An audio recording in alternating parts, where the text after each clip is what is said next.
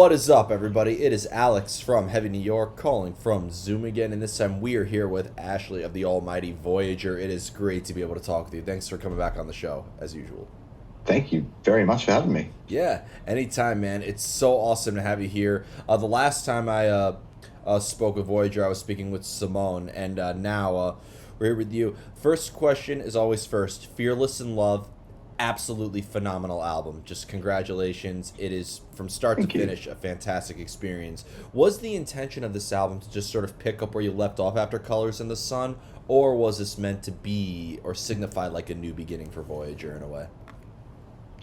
Kind of both, I guess. We don't really go in thinking about exactly what we're trying to achieve. I think most of the stuff that we write is kind of like just us at a moment in time, and we write sort of what comes out of us naturally. So I guess that's going to make it a development, a continuation of Colors in the Sun, but it also just makes it its own thing as well. Yeah. You never know what's going to come out.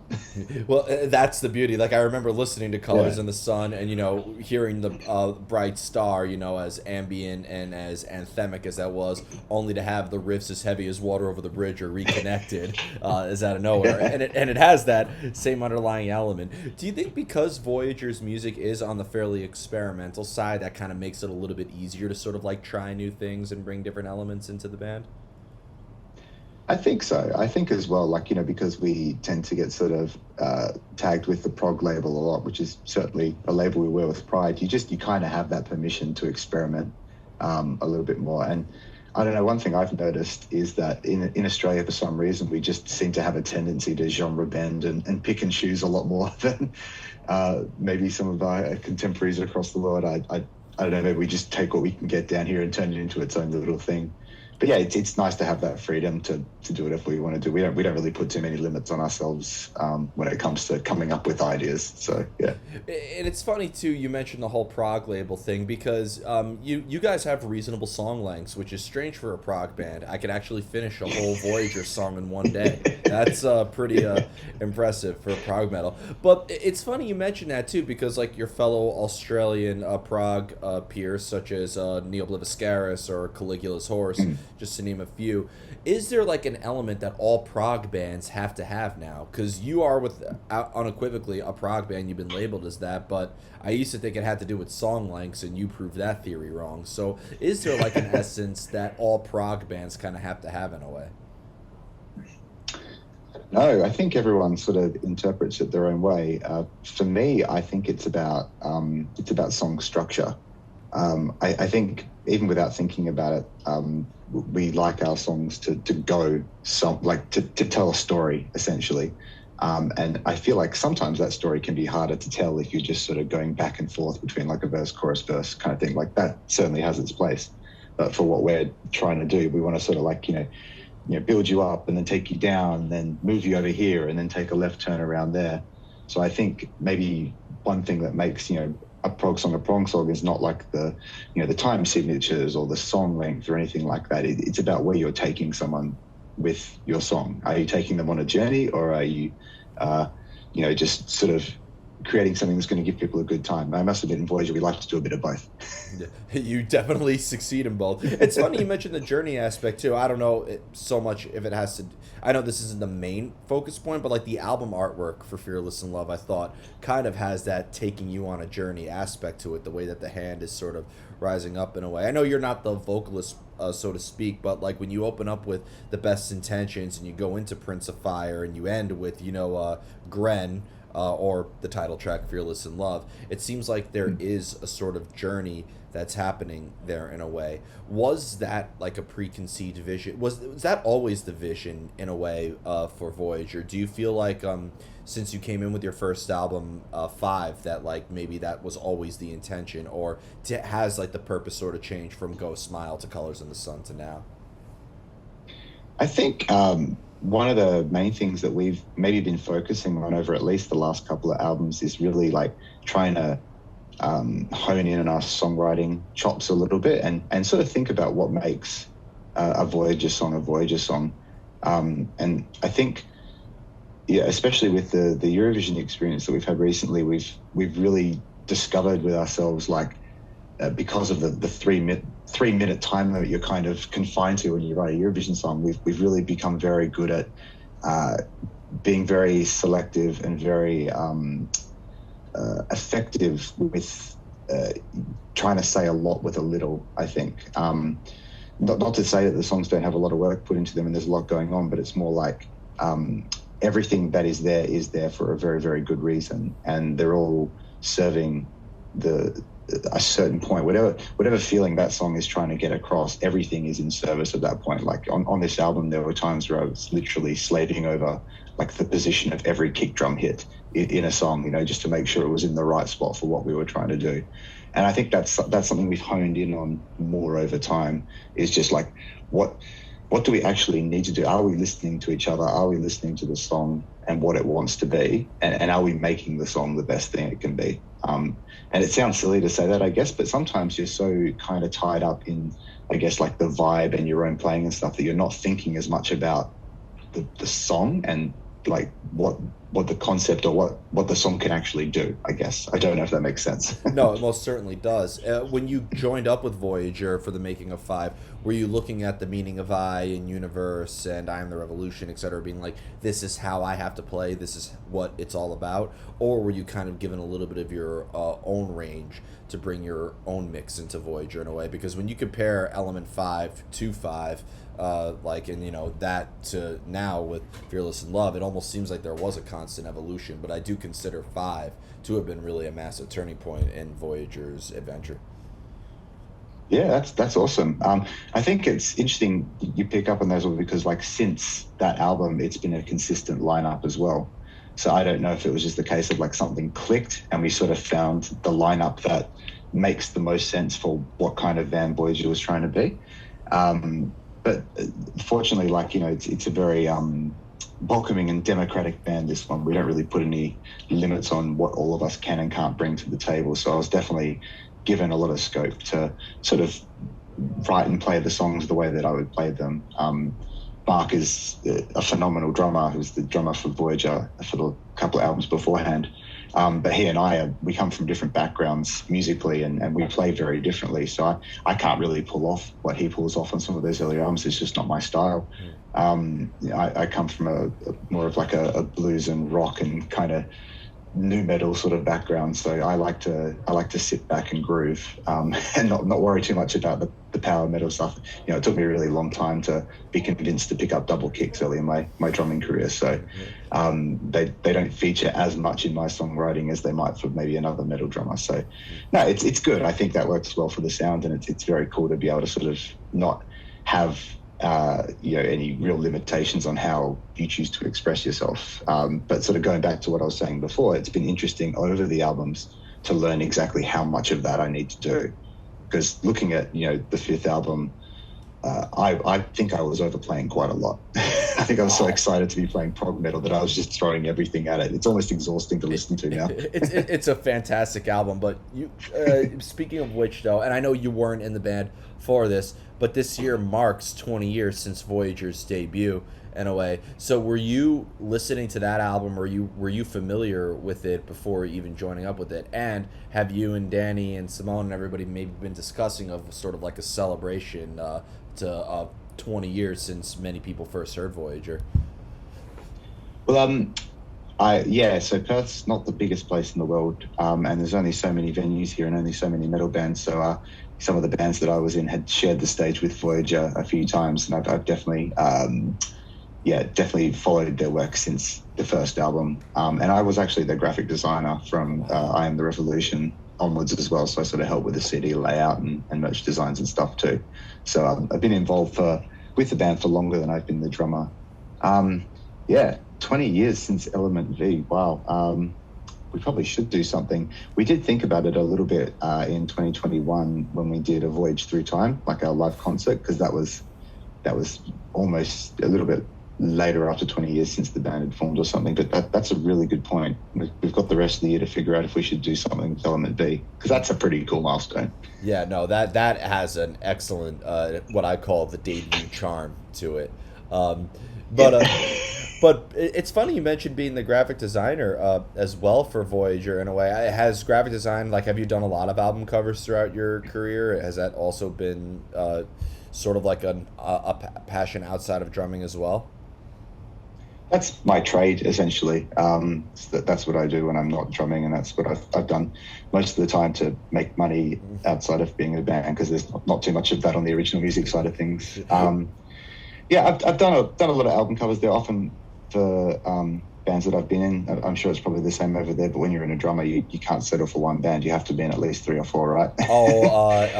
I challenge people. I challenge people. Find me one drummer on Metal Archives that was in just one band. Yeah, yeah. exactly. So there's always a lot of work to keep a graphic designer busy when they're in multiple bands. Yeah. So yeah, it's definitely something I do a lot of. Is there maybe like a similar creative path that you take? Because here's the thing, while drumming, it's music, it's creative, but it's also a very important instrument. The famous saying, your drummer sucks, your band sucks. So, So true. and being that it is very, for lack of better words, like very rigid in how it's supposed to be, like it is sort of like, there's certain principles that you have to follow, just like there's certain principles that you have to follow in graphic design as well. Is there at all maybe a similar creative energy that's channeled into both arts? I think so. Like I don't really start an album cover or anything like that until I get like all of the lyrics and have heard all the songs, because I think it's very important for like the outside to represent what's in the inside.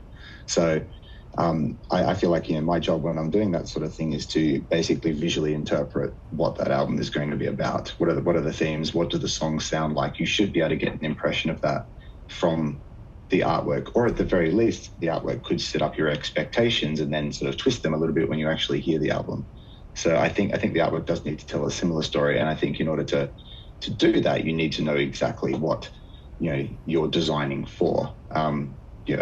Graphic design is essentially visual problem solving, and if you don't know what the problem is, then you don't know how to solve it. Yeah. And most of your time as a graphic designer, your problem is, how do I represent this music visually in a way that's going to get people to pick it up and get a sense of what's inside, but also be intrigued to see what's inside or listen to what's inside. Yeah. The name of this episode will be from RGB to BPMs. Hell yeah. Love it. That's great. But it's funny too, because I've interviewed Jacob Bannon from Converge and Mike D from Killswitch Engage, and I know that John Baisley from Baroness is very heavily involved in the artistic direction as well. And like obviously the visual shouldn't be the main focus; it should obviously be the music. But it's amazing on how the visuals could really enhance the sonic experience. Whenever I listen to Colors in the Sun, I do see this sort of like colors that are associated with that album cover. Like I do get that sort of like vision in a way. So, and that is a hell of a record to listen to in New York City at night too. So, oh hell yeah, I can imagine that. That'd be sweet. Yeah.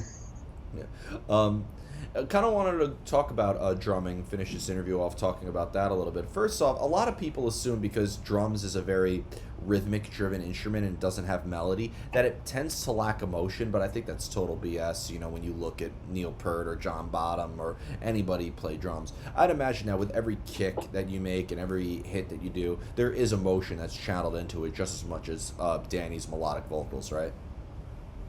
Oh, 100%, yeah. I think the drummers are always the ones feeling it the most on stage, or at the very least having the most fun, because it definitely is the most fun instrument to play. It's a full body workout. You can put all of your limbs and all of your body into what you're doing, which is great. So yeah, I think it's a very expressive instrument. Does it maybe make the live presence though similar, as you're kind of looking at the same hardware when you're in the studio or practice space as you do when you're on stage? Is there at all similar about that, or does playing live and being in the studio still change regardless? For me, they feel very much the same. I think like I find it hard to not pull it like 100% into every hit, just because I don't know, that's just the way the instrument feels to me. Like the drums want to be hit, they want to be hit hard, and that's your job when you're sitting there. You haven't got anything else to do, so you may as well lay right into it.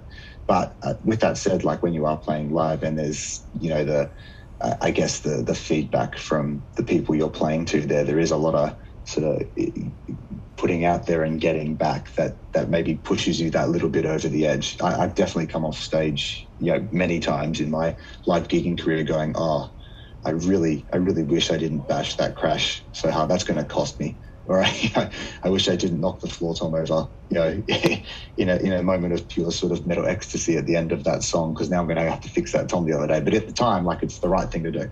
Yeah, fair enough. Have you always needed to hear the music before you came up with the beat and the rhythm and all that, or have you ever had a whole drum pattern written that maybe the band could write over? It's a little bit of both. I do often submit beats to Voyager for like the songwriting process. I'd say most of the time it doesn't form the seed of a song, but it can be something we come back to. Like a really good example of that is actually Bright Star. Like I've been toying around with that main beat for quite some time.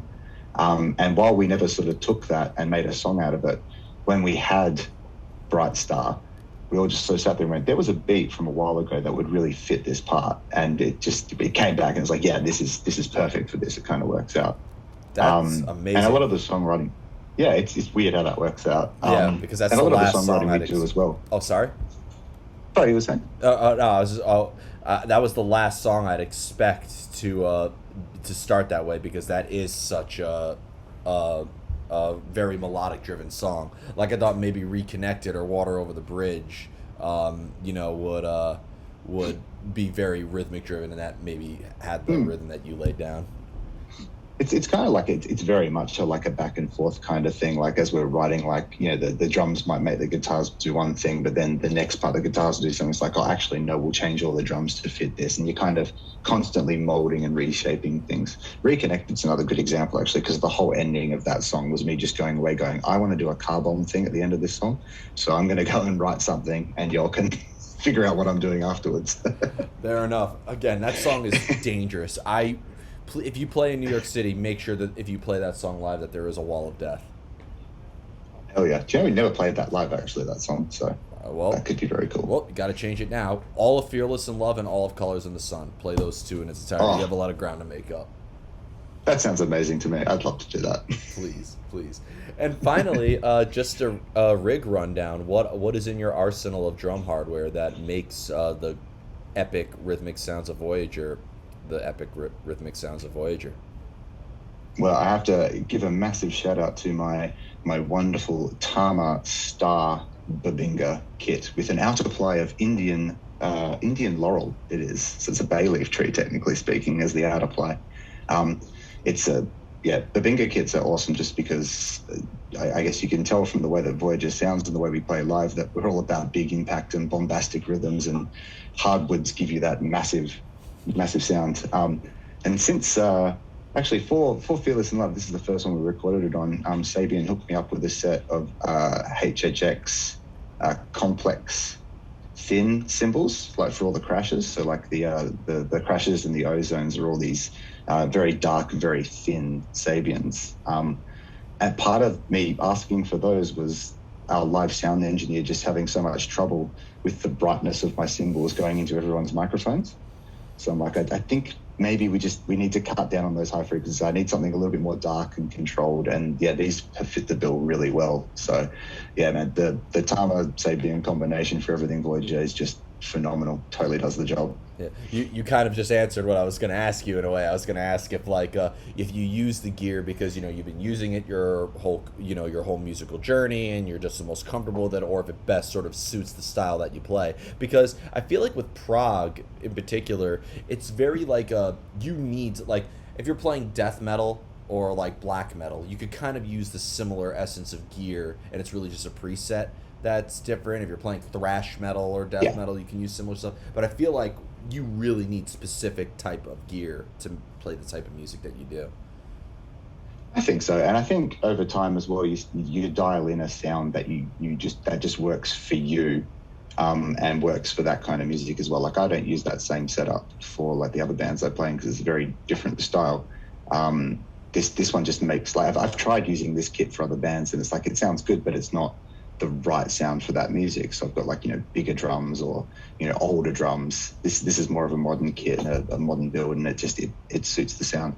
And I do have to say as well, a little Easter egg, that the snare that we use on this album, and actually Colours in the Sun as well, is they are a 14 by 8 Tama. I think it's an Art Star, but it was in Dave Grohl's live Arsenal when Nirvana toured Australia back in the day. I don't know if he ever used it because I think it was a backup snare, but that's the history of that snare. It sounds so good. That is amazing. I don't bring that on the road. Don't bring that on the road. Keep that in the studio. It's not mine. Okay. It's not mine.